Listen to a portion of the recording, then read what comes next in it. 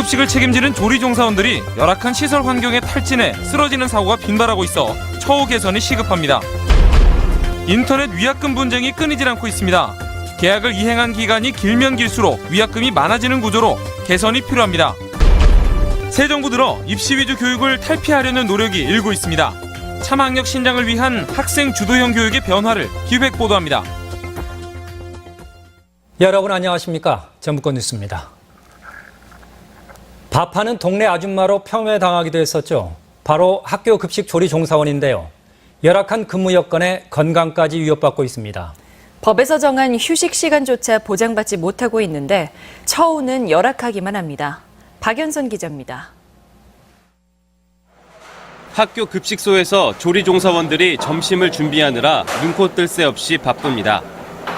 달아오른 솥에서 내뿜는 열기는 한낮 폭염을 훌쩍 넘긴 50에서 60도. 잠시만 있어도 숨이 턱턱 막히지만 준비해야 할 식사량만 1000명분으로 쉴 틈이 없습니다. 사정이 이렇다 보니 탈진으로 호흡곤란을 호소하거나 쓰러지는 일이 빈번합니다. 땀도 많이 나고요. 일하는데 많이 힘들어요. 현기증도 많이 느끼고 그래요. 크고 작은 화상을 달고 살고 가스 사용으로 인한 어지럼증도 적잖이 호소합니다. 아무리 환풍기 시설이 잘 됐다고 해도 눈이 너무 아파요. 두통이나 이런 것도? 두통도 있고요. 이처럼 높은 업무 강도에 내몰리는 데는 배치 기준이 한몫합니다. 도내 조리종사원 한 명은 최대 150여 명의 식사를 감당하고 있습니다. 산업안전보건법은 고온작업 근로자의 15분 작업, 45분 휴식을 보장하도록 했지만 조리종사원은 적용 대상이 아니라는 이유로 보호받지 못하는 처지입니다. 교육청은 일단 조리종사원들의 직업병을 살펴보기로 했습니다. 작업 내용에 따른 근골격계 이해 요인을 조사해서 대책을 세우고자 하는 것입니다. 안전의 본보기가 돼야 할 학교 현장에서 오히려 위험을 안고 사는 조리종사원에 대한 처우 개선이 시급합니다. MBC 뉴스 박연선입니다.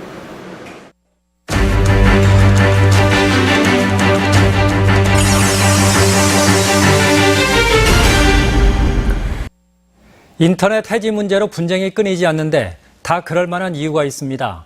계약을 이행한 기간이 길면 길수록 위약금을 더 많이 물게 돼 상식적이지도 않고 이해하기조차 어렵습니다. 정태우 기자입니다.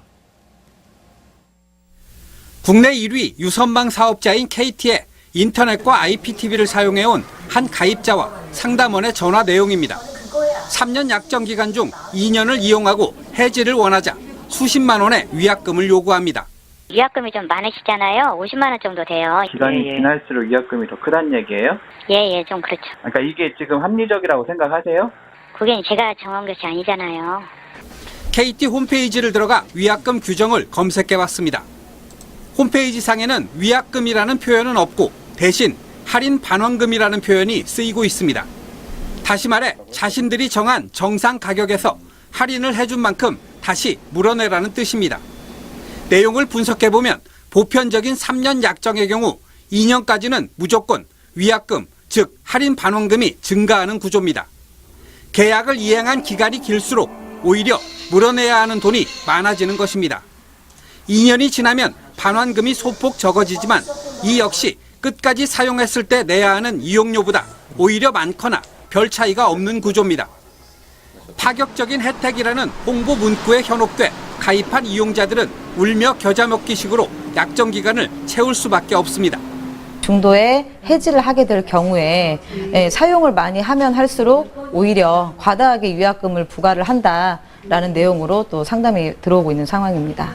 가입 전에 위약금을 충분히 알아두고 결정해야 한다는 얘긴데 이마저도 쉬운 일이 아닙니다. 인터넷 사업자의 안내 번호로 전화를 해봤지만 속 시원한 답변을 듣기는 어렵습니다. 전문상담부서 쪽에 연결을 해드릴 거고요. 자세한 부분을 상품부서를 통해서 문의해 주시면 됩니다. 해지 담당 부서에서 지금 확인이 가능합니다, 고객님. 고객님 반갑습니다. SK나 LG 등 대다수 망 사업자들도 상황은 마찬가지. 지난해 4월 방송통신위원회는 가입자들이 정확하고 상세한 요금 정보를 제공받을 수 있도록 기준을 개정했습니다. 이에 따라 인터넷 사업자들이 홈페이지에 게시한 위약금 규정입니다. 무슨 뜻인지 이해는커녕 읽기도 어려운 내용입니다.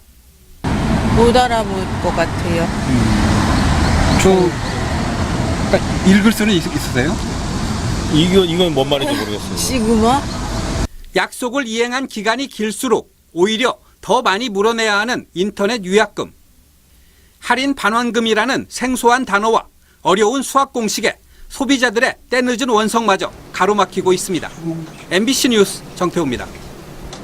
방위사업청은 오늘 침체된 조선업계의 지급보증 부담을 완화하기 위해 대우조선에 1,800억 원, 한진중공업 800억 원 등 2,600억 원의 착수금과 중도금을 추가로 지급하는 담보권 설정 계약을 체결했습니다. 방위사업청은 일자리 유지와 지역경제 활성화 대책이라고 밝혔지만 대규모 해직 사태를 겪고 있는 군산조선소와 형평성 논란이 일고 있습니다. 지난 정부에서 지지부진했던 새만금 개발청 전북 이전이 속도를 낼 전망입니다. 새만금 내부 개발과 투자 유치에도 탄력을 받을 것으로 기대됩니다. 박찬익 기자입니다. 세종시에 있는 새만금 개발청. 2013년 개청한 이래 줄곧 새만금 현장과 멀리 떨어져 있다는 지적을 받아왔습니다. 임시청사를 새만금 인근에 마련하기로 하고 지난 5월 도내 3곳 가운데 최종 후보지를 발표할 예정이었습니다. 하지만 이해하기 힘든 이유로 전격 취소돼 이전 의지가 없는 게 아니냐는 비난을 샀습니다. 대선 전국에다가 보니까 그 차기 정부가 들어오면은 거기에도 이제 보고를 좀 드리면서 전반적으로 하는 게 그 순리에 맞지 않겠느냐. 새 정부의 첫 새만금 개발청장이 전북에 왔습니다. 남원 출신인 이철우 청장은 개발청사의 전북 이전에 대해 도민들의 기대를 알고 있다며 적극적인 추진 의지를 나타냈습니다. 청사 옮기는 것이 새만금 사업을 가속화시키고 적극적으로 추진하는데 조금이라도 도움이 된다면 저는 내일이라도 옮기겠습니다. 지지부진했던 새만금의 내부 개발과 투자 유치에도 자신감을 내비쳤습니다.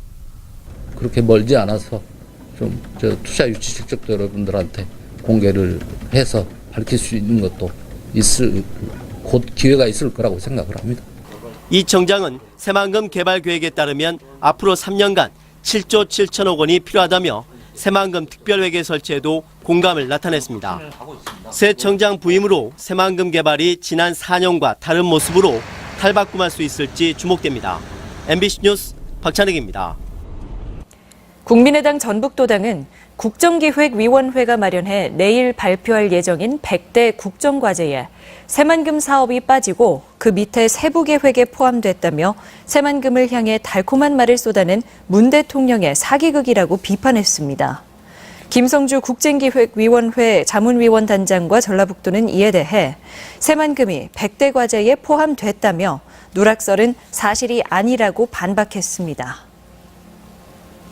익산시는 고액의 지방세를 납부하지 않고 해외여행을 다니는 체납자가 적지 않다며 지난 6월까지 5천만 원 이상을 체납한 37명을 출국 금지시켰습니다.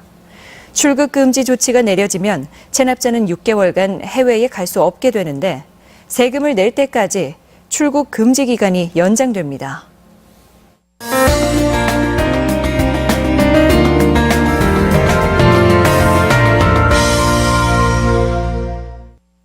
새 정부에서 교육개혁이 주목받고 있는데요. 전주 MBC가 그 변화상을 짚어봅니다. 당장 입시 교육의 손질이 불가피해 학교 수업부터 변화가 예상됩니다. 오늘은 첫 순서로 학생 참여형 수업, 강동엽 기자가 소개합니다. 책상에 판이 깔리더니 모둠별로 앉은 학생들이 순서를 정합니다. 안 내면 이거 가위바위보.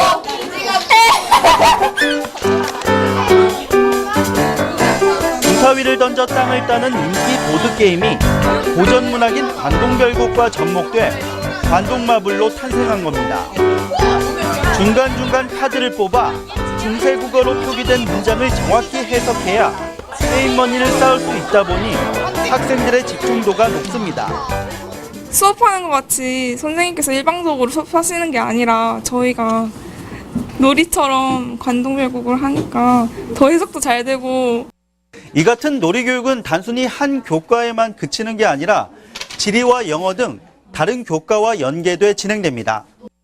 지리는 관동별곡의 무대인 강원명소를 지도로 만들고 영어는 이를 외국인에게 안내하는 책자로 꾸밉니다.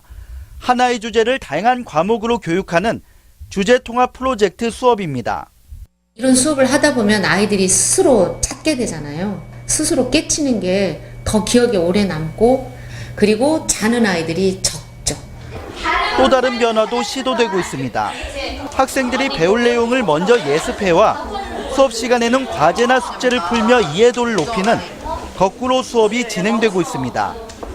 옛날에 했던 거는 좀 졸리고 했었는데 잘 되는 것 같아요. 미리 아니까 수업 내용을. 그래서 좋아요. 이 같은 변화는 혁신학교가 도입된 지난 2011년부터 시작됐으며 도내 260곳이 수업 방식 전환을 모색하고 있습니다. 어떤 문제를 해결한다랄지 또 다른 사람들하고 의사소통을 한다랄지 이러려면 스스로 공부하는 이런 자기주도형 학습이 매우 중요하죠. 주입식 교육을 줄이려는 현 정부의 교육 정책과 맞물리면서 학교 현장의 변화가 주목받고 있습니다. MBC 뉴스 강동엽입니다. 부안여고 학생 성추행 사건 수사가 확대되고 있습니다. 전북경찰청은 제자들을 성희롱한 의혹과 관련해 부안여고 교사 이모 씨 등 2명을 아동청소년법 위반 혐의로 수사를 본격화했습니다. 경찰은 이번 달 초 부안여고 2, 3학년을 대상으로 설문조사를 실시한 결과 교사 이 씨 등 2명도 지난 수년간 학생들에게 성적 수치심을 안겨주는 발언을 한 것으로 밝혀졌습니다. 오늘의 간추린 뉴스입니다. 폭염으로 전력 수요가 급증하고 있는 가운데 전주시가 계문 냉방 실태조사에 나섭니다. 전주시는 문을 열고 냉방하면 최대 서너 배 정도 전력 소비가 증가한다며 상점을 돌며 절전 실천 요령을 안내하고 정부가 에너지 사용 제한 조치를 할 경우 즉시 단속에 나서기로 했습니다. 김상곤 교육부 장관이 어제 김춘진 민주당 도당위원장과 이환주 남원시장을 만난 자리에서 서남대 정상화를 위한 뾰족한 방안은 없다며 시립대와 삼육대의 정상화 계획에 부정적인 의견을 보였습니다. 김 장관은 다만 조금 더 고민해보겠다고 말해 정상화의 여지는 남겼습니다. 군산시는 최근 가뭄으로 고군산 군도의 식수 부족이 심각해지자 당초 계획을 석 달 앞당겨 광역 상수도를 임시 개통했습니다. 이에 따라 고군산 군도 주민들의 정조 여건 개선과 관광객 유치에도 도움이 될 전망입니다.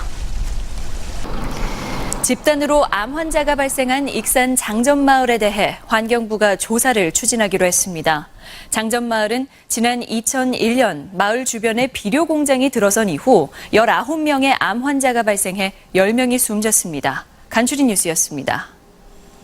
전주 덕진경찰서는 훔친 차량으로 접촉사고를 내 절도와 도로교통법 위반 혐의로 입건된 16살 김모군이 같이 타고 있던 16살 유모군에게 혐의를 덮어 씌운 의혹을 사건 조사 과정에서 부모 등의 항의로 뒤늦게 파악하고 재수사에 나섰습니다. 김군 등 청소년 5명은 지난 12일 군산에서 훔친 승용차로 난폭 운전을 하다 전주 호송동의 한 아파트에서 접촉사고를 낸 뒤 달아났다 붙잡혔습니다. 전주지방검찰청은 도내 한 인터넷 언론사 전 본부장 김모 씨를 변호사법 위반 혐의로 구속영장을 청구했습니다. 김 씨는 최근 수년간 재량사업비와 관련해 건설업자로부터 지방의원들을 연결해준 대가로 돈을 받았습니다. 지금까지 전북